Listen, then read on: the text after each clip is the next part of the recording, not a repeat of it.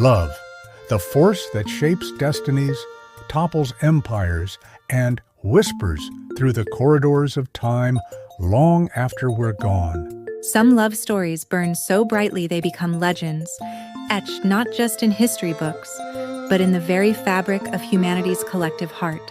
Here at Factastic 7, we uncover the most extraordinary stories that history has hidden in its embrace.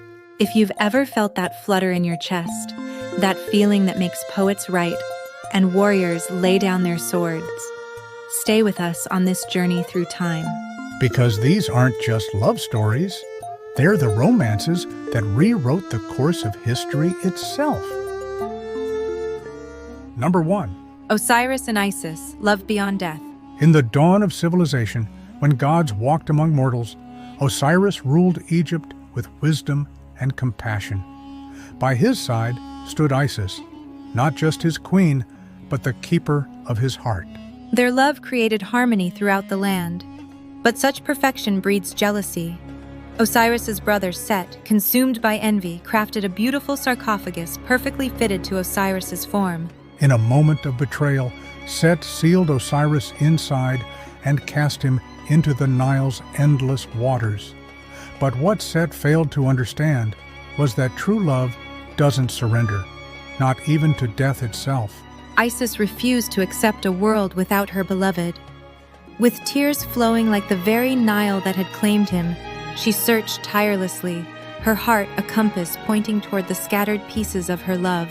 When she finally reassembled her husband's body, Isis knelt beside him and whispered ancient words of power, spells born not from magic, but from the deepest chambers of her broken heart. For one perfect, suspended moment, life returned to Osiris's eyes. In that fleeting embrace, their souls reconnected and created new life. Their son Horus, born of love that transcended the boundary between life and death.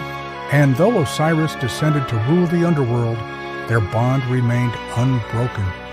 Even today, when lovers vow till death do us part, they echo a promise that Isis and Osiris proved could extend far beyond mortality's grasp. Number 2. Cleopatra and Mark Antony, a love that defied empires. She wasn't just Egypt's queen, she was Egypt itself. Cleopatra, with eyes that held the mysteries of the ancient world, and a mind sharper than any blade in Rome's arsenal. And he was Rome's greatest warrior, Mark Antony, whose very name made enemies tremble. Yet when they met, it was Antony who found himself conquered. Their first encounter was carefully orchestrated by Cleopatra, who arrived on a golden barge with silver oars, surrounded by handmaidens dressed as nymphs. The air was perfumed with exotic scents that lingered in Antony's mind long after she had gone. What began as political alliance ignited into something far more dangerous. Each night spent together was a defiance of the growing tensions between their worlds. They created their own secret society, the Inimitable Livers, dedicating themselves to finding pleasure in each day they were granted together, knowing that the shadow of Rome grew longer with each sunset. When false news reached Antony that Cleopatra had died, his grief knew no bounds. "Without you," he whispered to her memory, "what is an empire worth?" before falling upon his sword. Learning of his death, Cleopatra locked herself away. Rather than walk in chains through Rome, separated forever from Antony even in death, she summoned an asp whose venomous kiss would reunite her with her beloved. Their bodies were entombed together, just as they had wished. And though Rome claimed victory, history remembers not the empire, but the lovers who dared to write their own destiny.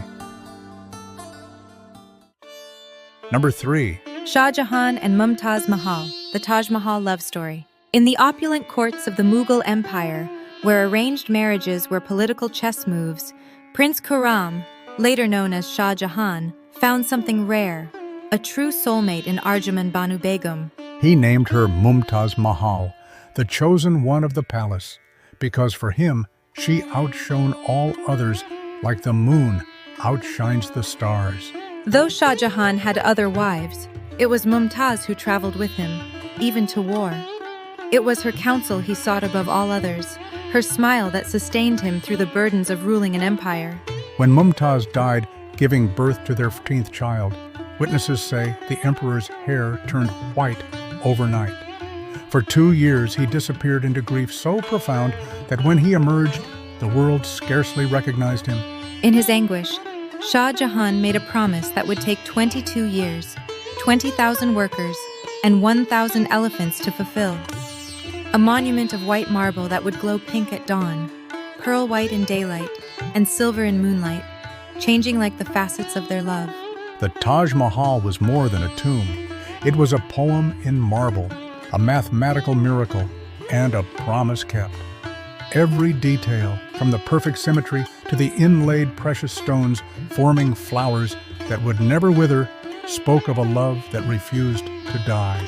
In his final years, imprisoned by his own son, Shah Jahan's only comfort was a small window from which he could gaze upon the Taj Mahal, so close to his beloved, yet forever separated by more than just distance. Today, their bodies rest side by side beneath that perfect dome. The only asymmetrical element in the entire complex is Shah Jahan's tomb, placed slightly off-center next to his queen, a final gesture of humility and devotion.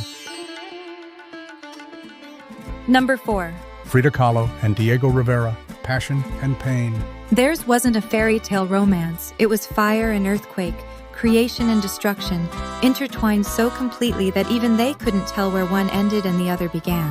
When 15-year-old Frida first saw Diego painting a mural, she told a friend, "I will bear Diego Rivera's children." Years later, when they finally met as artists, that youthful determination had transformed into an unstoppable force. Diego described Frida's art as acid and tender, hard as steel and delicate and fine as a butterfly's wing, lovable as a beautiful smile, and profound and cruel as the bitterness of life. He could have been describing their love itself. Their marriage weathered countless storms, her debilitating health struggles, his numerous affairs, their divorce and remarriage. When Diego betrayed her with her own sister, Frida cut off her famous long hair, the very locks he had adored. Yet through the betrayals and the physical pain that plagued her, Frida transformed suffering into art. "I drank to drown my pain," she wrote, "but the damned pain learned to swim."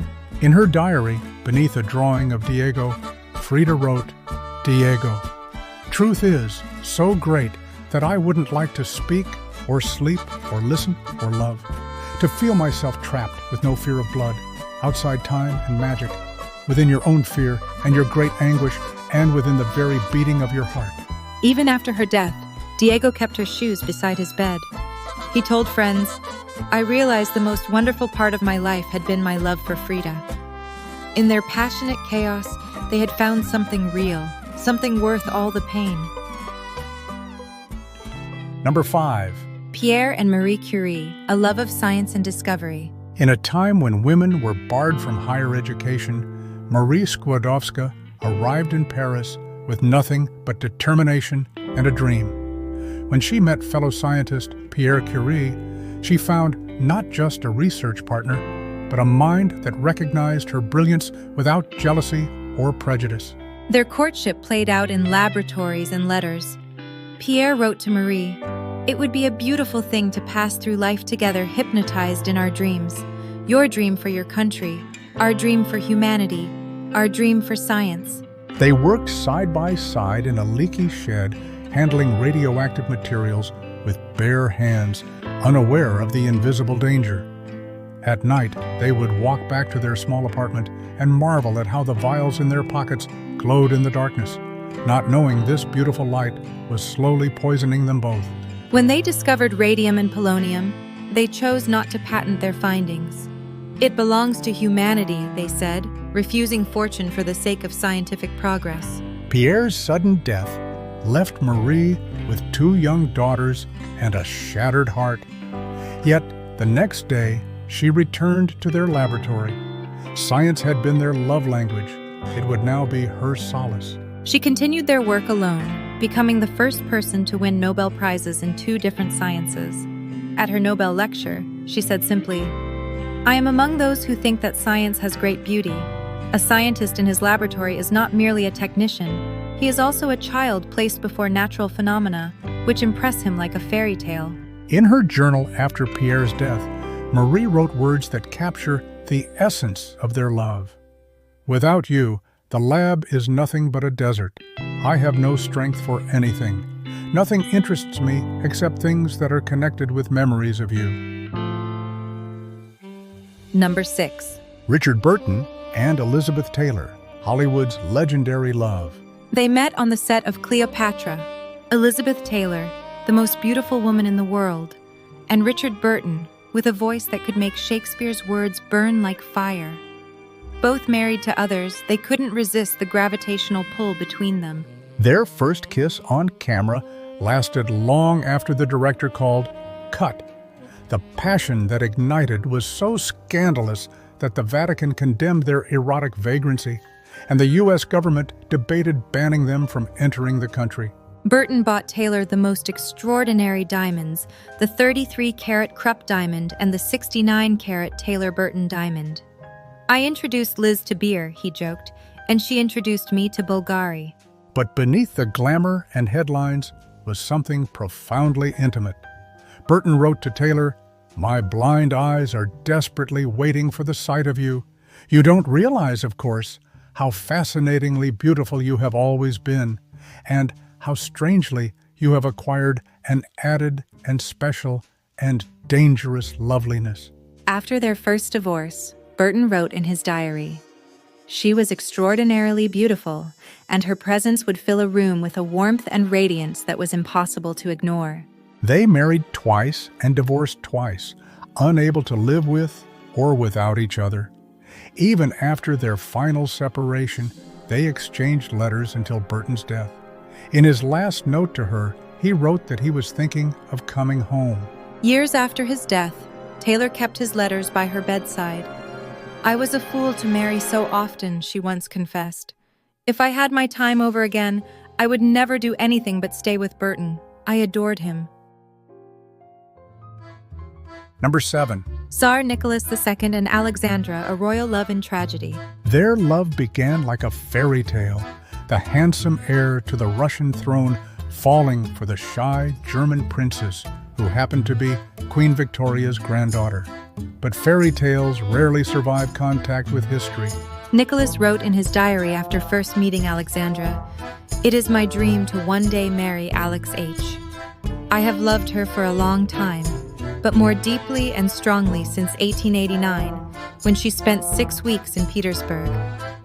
For a long time, I have resisted my feeling that my dearest dream will come true."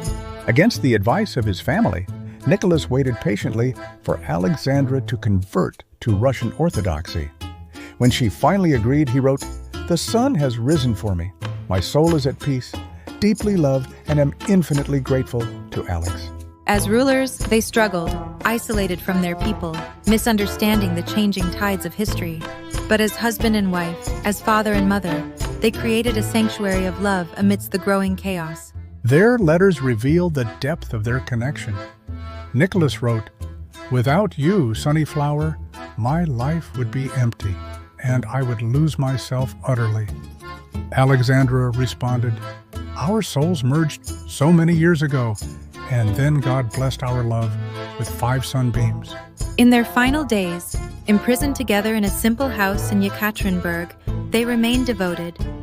Their daughters recalled hearing them reminisce about happier times, still finding reasons to smile even as revolution raged outside their walls. On that final night in July 1918, as they faced their executioners, witnesses say Nicholas's last gesture was to step in front of his family, his final act of protection.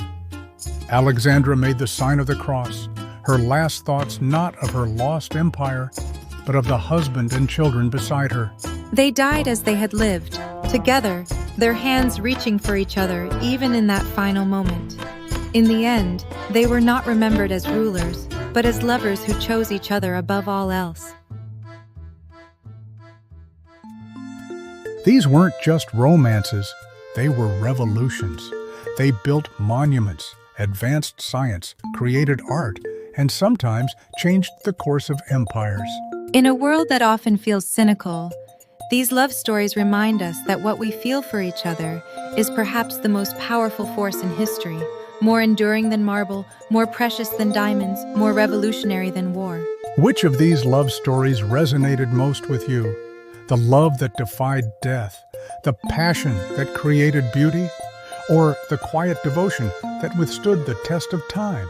Share your thoughts in the comments, and if these stories touched your heart, make sure to like and subscribe for more journeys through history's most fascinating moments.